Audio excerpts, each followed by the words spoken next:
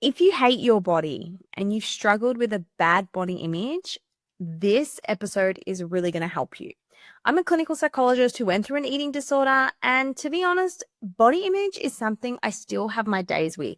So, this episode is really going to help you get control of your body image and start to apply easy strategies that will have you going from hating your body to taking care of your body. Welcome to the What's Eating You podcast. I'm your host, Stephanie Giorgio, and I'm a clinical psychologist. So let's get into it. First of all, if you're listening on YouTube, what up, YouTube fam? I'm getting used to the whole YouTube thing. It's very new for me doing more longer form content. And if you're listening to this on the What's Eating You podcast, welcome back or welcome if you're new to the show. I've got a podcast. I've got a book called Food Gel, Breaking the Bars of Binge Eating. And I'm also on Instagram and TikTok as Mind Food Steph. So I've already recorded a part 1 on body image. So if you haven't listened to part 1, highly recommend that you go listen to it. This is how I address my body image when I'm going out into the world, when I'm going out shopping, because shopping can trigger a lot of negative emotions. Now, this episode is going to take a step deeper, and we're going to talk about, can you actually change your body image? Can you actually improve your body image? So let's get into it. If you've ever looked in the mirror and you felt disgust, shame, sadness, I'm going to walk you through why you feel this way about your body, the psychological tools to start to shift it, what the research says about healing your body image, even if your body never changes, and how to live your life now, not when your body is good enough. So, whether you're folding your laundry, listening in your bed, going for a walk, I want you to stay with me because this episode might change the way you speak to yourself forever. Can we actually change our body image? Let's start with something radical. Let's go back 200 years ago, before either of us were born. 200 years ago, nobody thought about their bodies. Different cultures celebrated body types. Back in the caveman era, people were walking around naked. Women weren't staring into mirrors, hating on their bodies. Fatness also wasn't always seen as bad. In many societies, actually, being in a larger body is a sign of wealth, health, or even fertility. I remember when we used to go to Bali many, many years ago, if you were larger, they'd assume you were more wealthier because you'd have more money to spend on food. But anyways, what has changed? Why have we all become so obsessed with our bodies? And the short answer is advertising. According to the American Psychological Association, we now see between 4,000 and 10,000 ads every single day. Ads which use edited, idealized bodies, and the average person sees more edited bodies in the media than real diverse bodies in life. Especially in this day and age, it's really hard to know if someone is using a filter or if someone has photoshopped their body.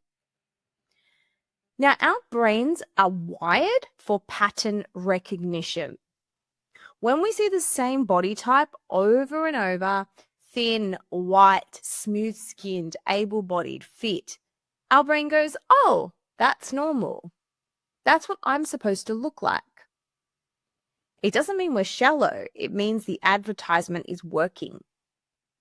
And what's worse is that this internalization begins young. Studies show that girls as young as 5 years old express body dissatisfaction. So if you hate your body, it's not your fault.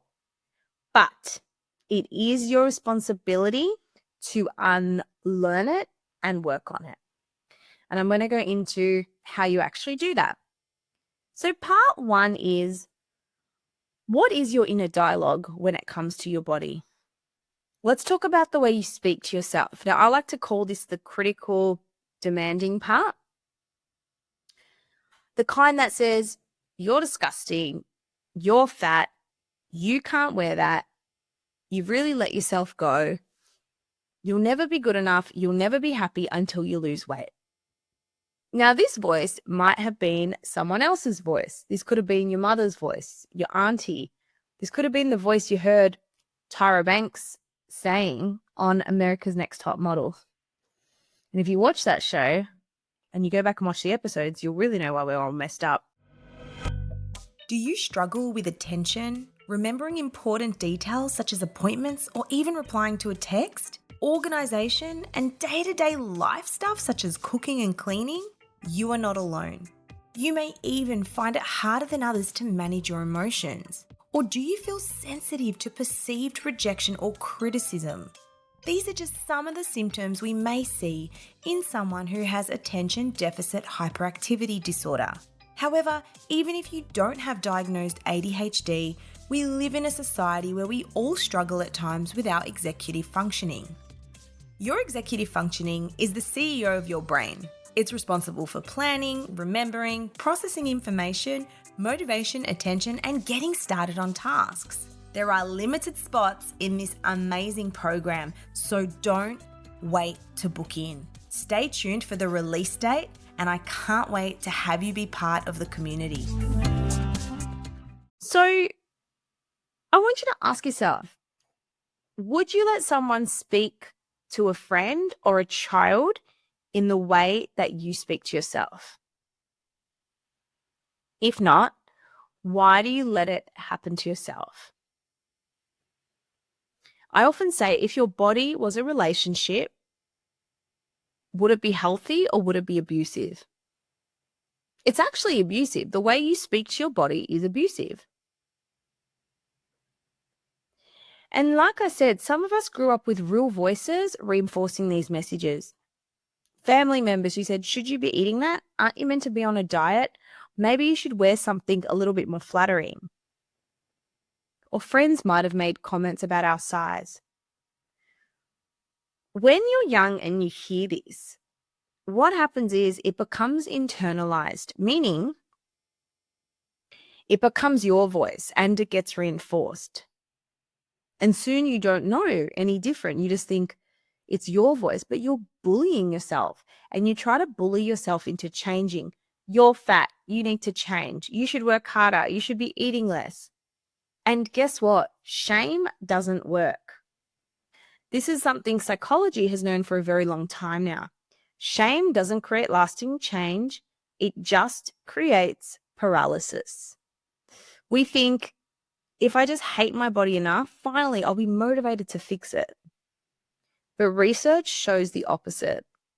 A study from Body Image, an international journal of research, found that body dissatisfaction predicts disordered eating, low self-esteem, and depression, not weight loss or improved habits. You can't hate yourself into changing yourself. I think that was the biggest lesson for me, was that nothing's going to change as long as I keep hating myself, as long as I keep speaking to myself. Because one thing I always reinforce is your thoughts control your feelings. Your feelings control your action. And I teach you this in the 30-day mindset reset program, which you can get on my website, Mind Food Steph. Unless you change the way you think, the way you feel doesn't change. I'll give you an example. So if you're like, you're so fat, you're disgusting, that's going to make me feel bad. And when I feel bad, am I going to be motivated to go for a walk? Am I going to be motivated to feed my body with nutritious food? No. I'm going to feel sad. I'm going to feel shame. And then I'm probably going to eat chocolate or rubbish to make myself feel better. Not that chocolate's rubbish, but what I mean is you're probably going to eat foods that you feel bad about eating. And here's the thing. People in thinner bodies are not magically more confident. And I learned this, right? I've worked with models. I've worked with bodybuilders. I know people with the perfect body. And man, are some of them messed up. A lot of them are on steroids. A lot of them take certain drugs. A lot of them have had drug addiction. So when you see the perfect body, don't assume you know how they got it. Don't assume they got that perfect body through hard work and exercise. And don't assume that they don't have an eating disorder. Thin people struggle with body image. Muscular people struggle with body image. I know this because I know people with the perfect body that aren't happy. And you can do an experiment and think, when you had your most smallest body, when you were in the most smallest body, when you had lost the most weight, did you make it? Were you happy? Were you like, yes, this is it. I've made it. I've made it. Probably not, because every level has a new devil. It's not your body that's the problem. It's the story you've attached to it. So for me, I was in a larger body, and before I did my work on it, I believed I needed to become the man I wanted to attract. And I thought, unless I'm fit and healthy and thin, then I'm not going to attract someone who has those same values. Now, let me say something. Being healthy and fit and valuing exercise doesn't mean you're in a skinny, small body. There are athletes who value these things such as health and fitness who don't have ideal bodies. When I first met my partner, he was in a very, very different body. He's undergone a big body transformation, and he's done that and achieved that through hard work. But when I first met him, he had the same values. He valued exercise, he valued health, he valued training, and he still has the same values today, but he looks different. So I just want to reiterate that you can value your health, you can value exercise, but it doesn't mean that you look a particular way because of it. You can be healthy in different body sizes and shapes. Look at people who play different sports and the different body types that you see. Look at the Olympics. You can put 6 people who are the same weight, say they're 70 kilos, and they all look very, very different. So, what story do you tell yourself when it comes to your body? Do you eat a large amount of food in a short period of time and feel a loss of control? Maybe you make yourself sick after you binge eat. If this is you, you're not alone. I'm a clinical psychologist who went through a 9-year eating disorder, and I know how to get to the other side of food freedom. If you're ready to ditch the dieting mentality, discover food freedom, and find confidence in yourself and your body, click the free eating evaluation call. The link is below. I'm never going to find love. No one's going to love me in this body.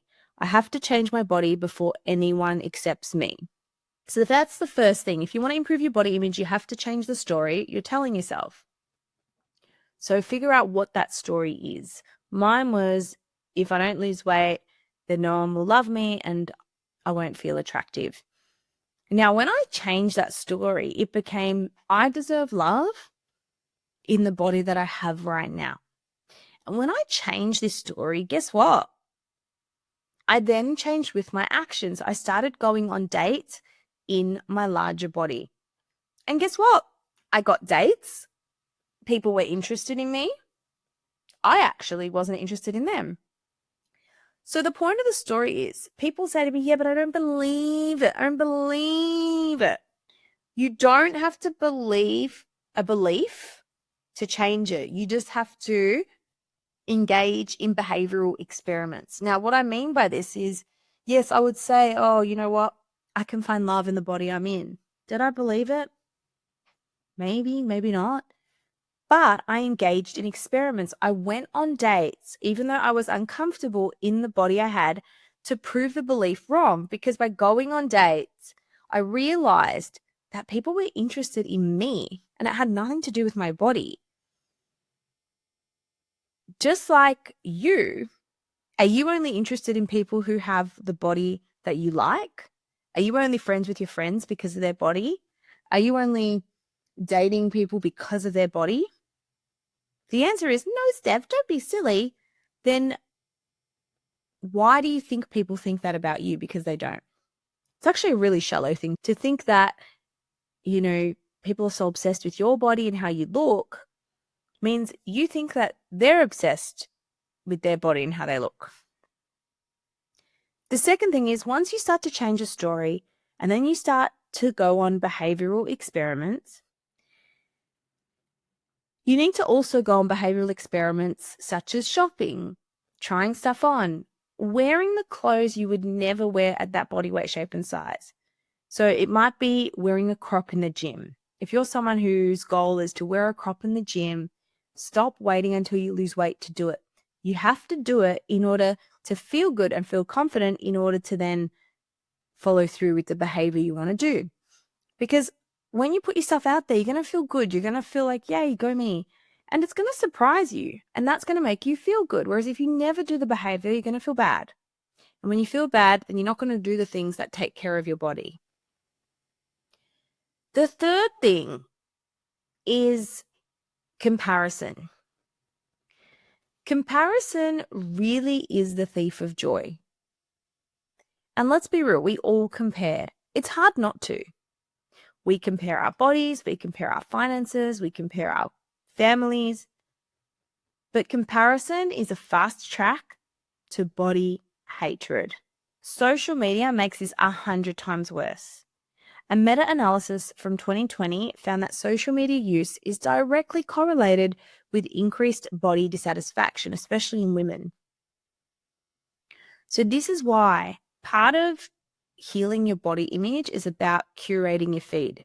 If you're constantly exposed to bodybuilders, thin people, filters, you're actually going to feel like crap.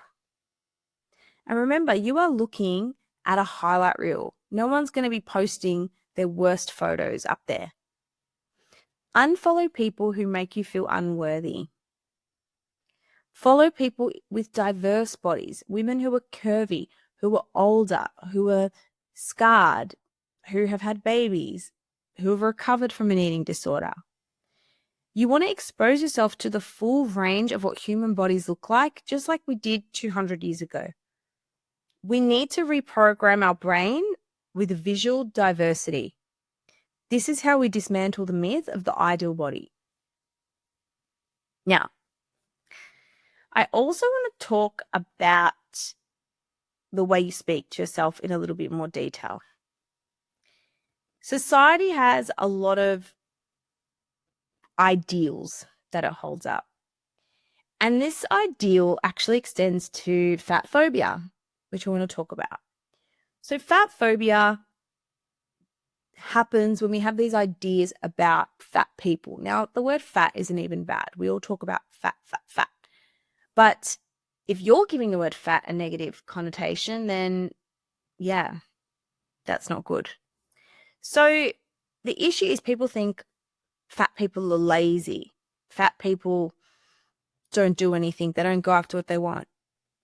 Now, when we internalize this idea, we can think it's okay to judge and criticize and believe negative things about how other people's body looks. And we would never judge someone by their skin color. So why are we judging people by their body types? So we can actually internalize fat phobia. So if you think, oh my God, I can't be fat because being fat makes you lazy, that can come across as fat phobia. You need to confront your own fat phobia. Okay? For example, we need to address the beliefs we have around fat bodies. Oh my God, fat people are lazy, blah, blah, blah, blah. You don't know how someone acquired their body weight, shape, and size. You have no idea. Maybe they're going through a rough time. Maybe they used to be an athlete and they're retired. You actually don't know, but you need to let go of these beliefs that you have around people's bodies. We need to confront this. For example, if you want to be a good person, then you need to be fit and skinny. We believe our physical health and appearance is everything, but you're more than just a body. You are more than your imperfections. There are so many good things about you that you don't even know yet.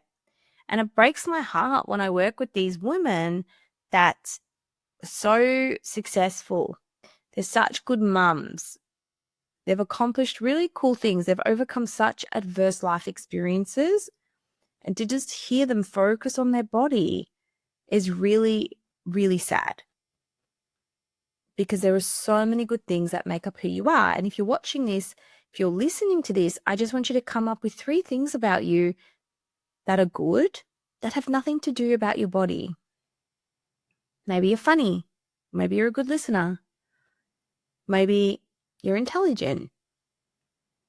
So, the other thing to know, and this idea came from a podcast and it was really funny, I was listening to it, is even if you think you're ugly, you can still have a great life.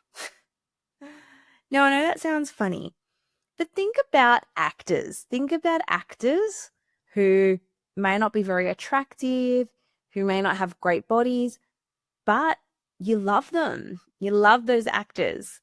They look great. They're funny. They act really, really well, but maybe they don't fit that ideal. There's a few that I can think of, but I can't think of the names. But just remember, the people who you love, are they the most attractive, fit people? Your favorite actors, your favorite doctor, your favorite social media people, do they have the perfect body? So remember, you can think you're unattractive and still have a great life. Because people think, oh, when I look a certain way, then I'll be extroverted. But the goal is to live to your values as you are now. You can live the life you want today. And I'm going to teach you how to do it. So the first thing is engaging in behavioural experiments, as mentioned before.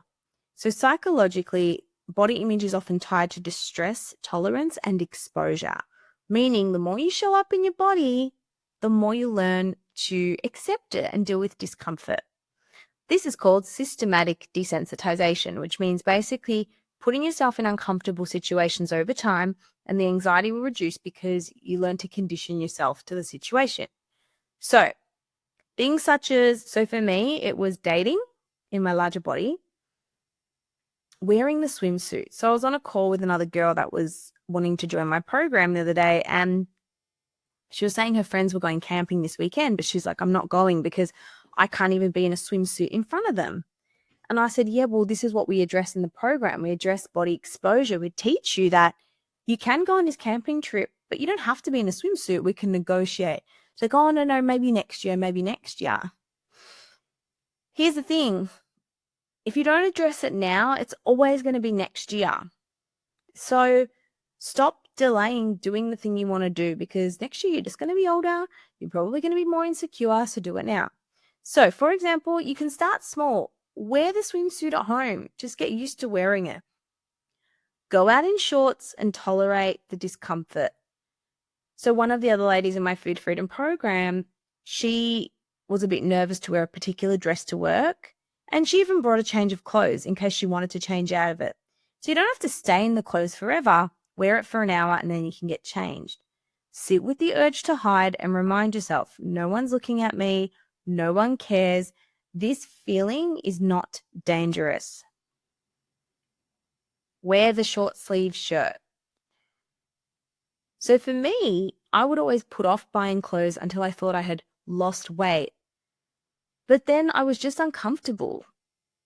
I was uncomfortable because I never had anything to wear. I would wait last minute to get dressed before an event. And this just reinforced my bad body image because I never had anything to wear.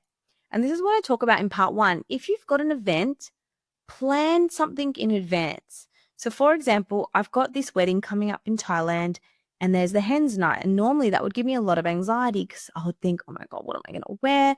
Oh my God. And I would avoid it to the last minute. And then I wouldn't have anything to wear. And then I'd end up wearing something I don't like. And then I'd feel even worse.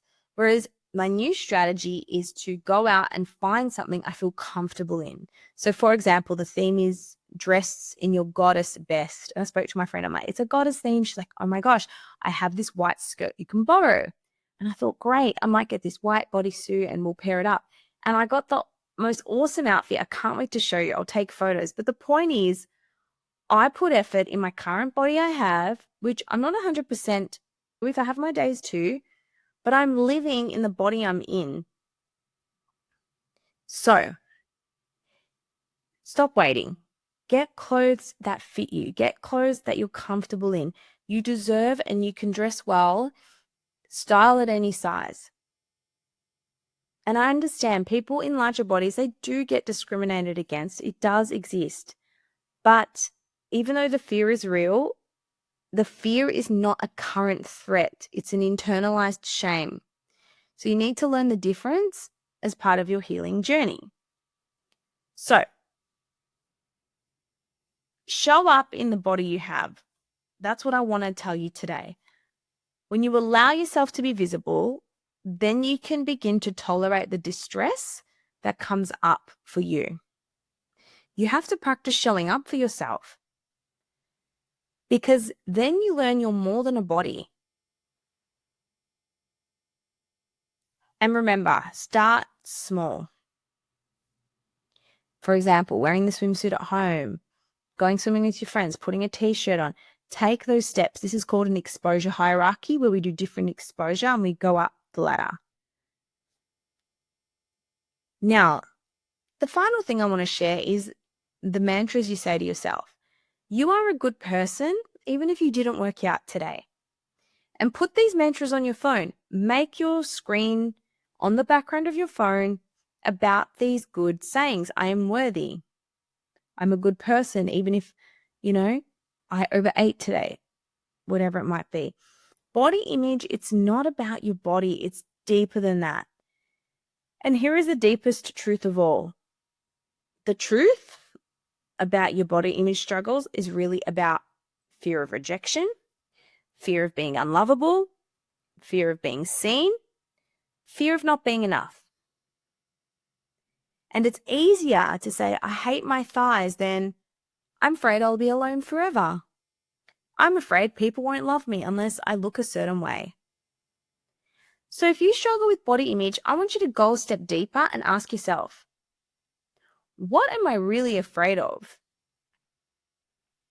What pain is being projected onto my body? Because usually when there's something in your life you're not happy with, your body gets scapegoated as the problem. What do I think will happen if I stop trying to shrink myself? What would I put my energy into? So, your homework this week is you don't have to wait for your body to change for you to wear the outfit, go on the date, go to the beach, show up to that job interview, speak your mind and be seen. You can start living in alignment now in the body you have today. Because the more you do this, the more your body just becomes a part of life, not your whole entire life.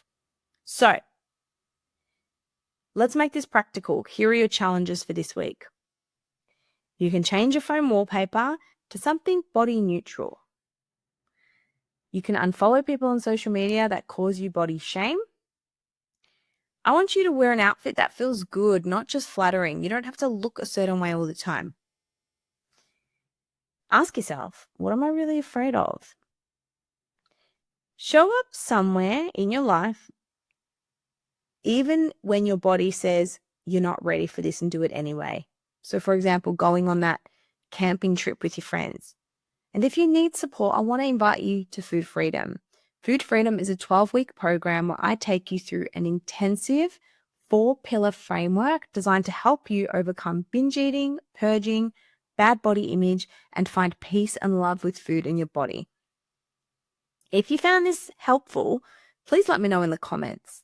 And if there's anything you took away from this, something that really struck a chord with you, let me know what it was below. I hope you enjoyed this, and I'll see you in the next video.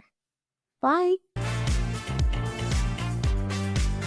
Did you know by taking 2 seconds to leave a rating or a review, you help me get the podcast out to more listeners just like you who could really benefit from the information? I appreciate all your support and thank you for tuning in.